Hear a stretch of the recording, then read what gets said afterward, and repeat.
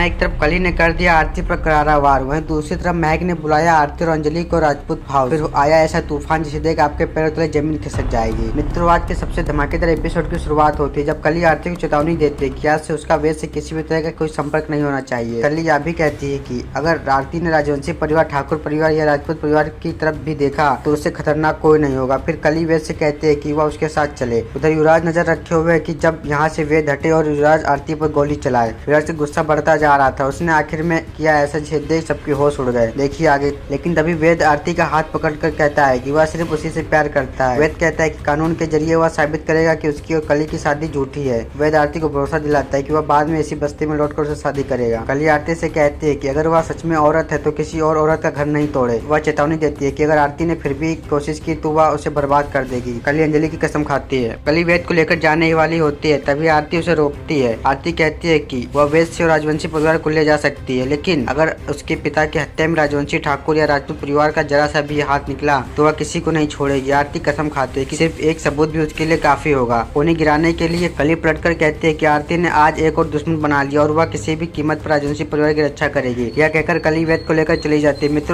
मित्रों, कली और आरती के बीच छिड़ चुकी है करारी जंग। देखिए आगे। फिर आरती भगवान गणेश से प्रार्थना करती है कि उससे हिम्मत देता है कि वह सब कुछ झेल सके और अंजलि के हक के लिए लड़ाई लड़ सके। इसी बीच महक राघव के पास आती है और कहती है कि वह शादी में किसी को बुलाना चाहती है और उसकी अनुमति चाहती है। राघव पूछता है कि वह कैसे बुलाना चाहती है। महक जवाब देती है कि वह अंजलि को बुलाना चाहती है। राघव मना कर देता है और कहता है कि अंजलि की वजह से वह पहले मुसीबत में और अब वह उसे अपनी शादी में बुलाना चाहती है।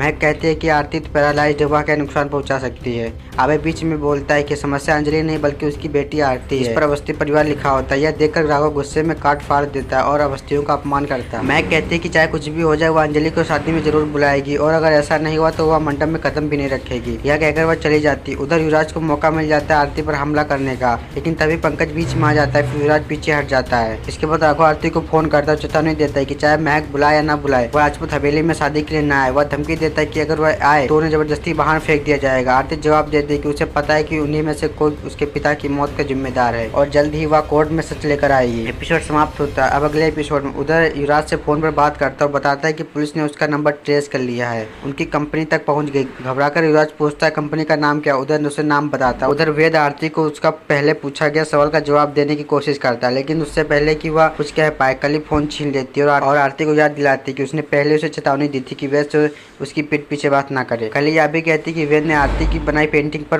पेंट फेंक कर उसे फाड़ कर बर्बाद कर दी। वह तंज कसते हुए कहते हैं कि अब वेद पूरी रात कली की पेंटिंग बनाएगा। अब सवाल है, कली और आरती के बीच छिड़ चुकी है करारी जंग। उधर महक ने बुलाया आरती और अंजलि को शादी में। फिर हुआ बवाल जिसे देख आपका दिल दहल जाएगा। देखिए कल शाम 6 बजे। धन्यवाद।